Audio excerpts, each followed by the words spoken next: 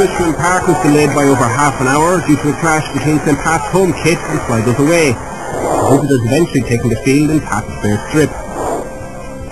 The home side made the brighter start. As new signing Gary Dempsey broke through from midfield, his shot lacked any conviction. But that didn't deter Sligo. Conor O'Grady found Jimmy McKenzie, who rounded Barry Ryan for a 1-0 lead.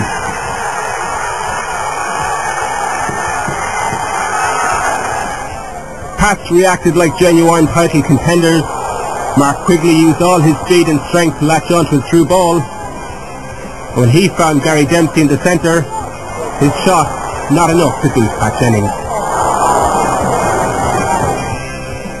Keith Fahey was next to try his luck for St. Pat's. He found a position inside the area, but his header was easily dealt with by Jennings in the Sligo Rovers goal. But despite being on the back foot for most of the first half, Sligo almost doubled their advantage before the break through Baz Kadozovic.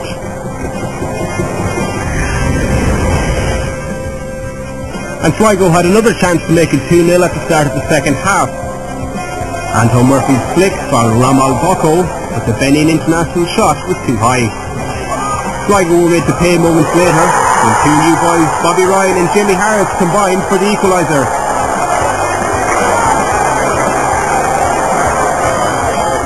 By now it was all St. Pat's, and Mauro Almeida was on hand to prevent Sligo from falling behind. But that was only a temporary reprieve. Gary O'Neill chipped into the box, and 5'7" Ryan Guy climbed highest to head home.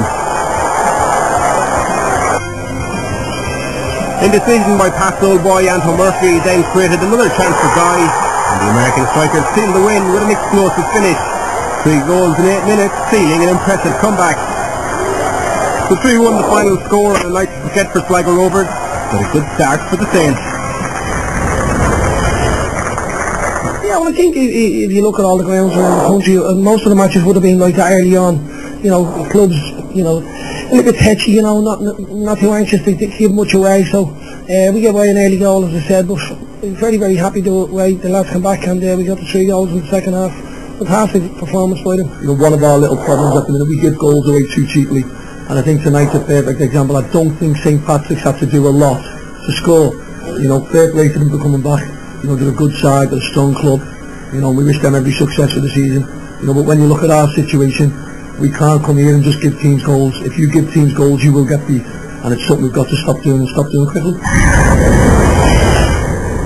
You can't make excuses. The match started a bit late, and there's a little confusion going on with kits, but you know, I think just sometimes it just doesn't happen for you. And you know, we kept our heads and we did okay, and we came out second half and did what we needed to do. Well, the little confusion that Ryan Guy was talking about concerned these two sets of gear. If you hold that one up, Damien, I have the St. Pat's home jersey. That is the Sligo Rovers away jersey, and the problem was with 2 white sleeves, according to the referee, Anthony Buttimer. Now, the rules from the league are fairly clear on this, and I think we'll bring this up. It says here that all clubs must have 2 sets of colours. Second strip must be different in colour and design from the home kit, which they were. Away sides must change in the event of a clash of colours. If a clash still exists, the home team are then obliged to change. The referee's decision on any necessary change is final.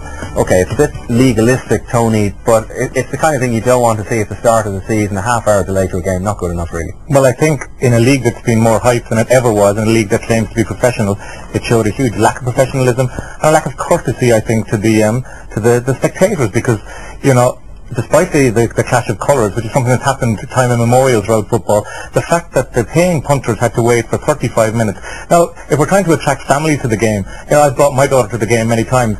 A difference between a 8:15 kick-off and getting home around 10 o'clock, and a game that kicks off at 8:20 and getting home at like 11 o'clock. It's a lack of respect for the paying punters. This should have been sorted out between the two teams with a bit of common sense long before kick-off. And Roddy, you were making the point earlier on in the office, and in fact we have a piece of footage here to bear it out.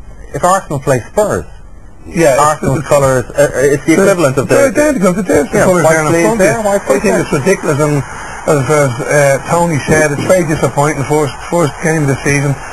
The final rule on what we seen there was the referee has the final decision. Well, who had the final decision the other night? Because at the end of the day, Sligo had to wear Pat's away kit that they didn't want to wear. So who had the final decision? The Pats going to say we're not wearing the kit. It was very disappointing. And I sat in the stand there myself for a half hour, and it just took the gloss off the whole. The same thing happened last season down in Turner's Cross between Cork City and Bray. Bray ended up wearing Cork's away black shirt.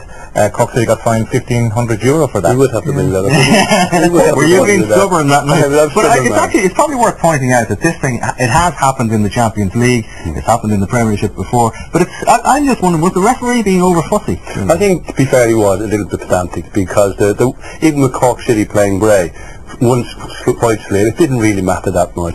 And I feel that referees have to be allowed a little bit of leeway to understand the situation. Maybe the referee was put under pressure because if he makes a mistake and something happens in the game, he would be the one to take it. But it was unfortunate. All right, well, hopefully we won't see a repeat of that for the rest of the season.